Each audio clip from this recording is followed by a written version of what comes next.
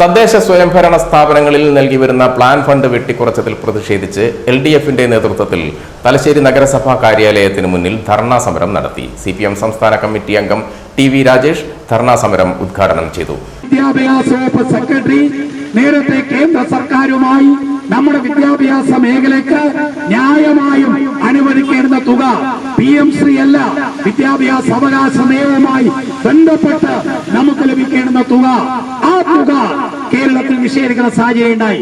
അത്തരമൊരു സാഹചര്യത്തിൽ വിദ്യാഭ്യാസ വകുപ്പ് സെക്രട്ടറി കേന്ദ്ര ഗവൺമെന്റുമായി PMC ഒരു MOU ഒപ്പിട്ടു. ഈ MOU ഒപ്പിട്ടതുമായി ബന്ധപ്പെട്ട വിഷയം ഇടതുപക്ഷ ജനാധിപത്യ മുന്നണി ചർച്ച ചെയ്തു, മന്ത്രിസഭ ചർച്ച ചെയ്തു. ആ MOU റദ്ദാക്കാൻ അന്നത്തെ 2025 ഒക്ടോബർ 23-ാം തീയതി മന്ത്രിസഭ തീരുമാനിച്ചു. PMC-യുമായി മുന്നോട്ട് പോകേണ്ടതില്ല, ആ പദ്ധതിയുമായി സഹകരിക്കേണ്ടതില്ല എന്ന് തീരുമാനിച്ചു.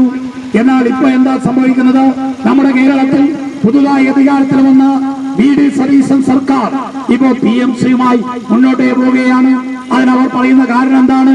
നേരത്തെ ഉണ്ടായ സർക്കാർ കരാറിൽ ഒപ്പിട്ടിരിക്കുന്നു. ഈ കരാറിൽ നിന്ന് ഞങ്ങൾക്ക് ഇനി പിന്മാറാൻ കഴിയില്ല. അതുകൊണ്ട് കരാറുമായി മുന്നോട്ട് പോകുകയല്ലാതെ മറ്റൊരു വഴിയും സർക്കാരിന് മുന്നിലില്ല എന്നാണ് പറഞ്ഞത്. എന്നാൽ ഇത് വസ്തുതാവിരുദ്ധമാണ് എന്ന് ഞങ്ങൾ ചൂണ്ടിക്കാണിച്ചു. ഇപ്പോൾ ഇതാ കഴിഞ്ഞ ദിവസം രാജ്യസഭയിലെ UDF-ന്റെ 2 MPമാർ, ഒരാൾ JB മേത്തർ, മറ്റൊരാൾ അബ്ദുൽ വഹാബ്, ഒരാൾ കോൺഗ്രസ്, മറ്റൊരാൾ മുസ്ലിം ലീഗ്, അവര് ചോദ്യം ചോദിച്ചു. എന്താ ചോദ്യം? ഈ PMC കരാറുമായി മുന്നോട്ട് പോകേണ്ടതുണ്ടോ എന്ന ചോദ്യമാണ്.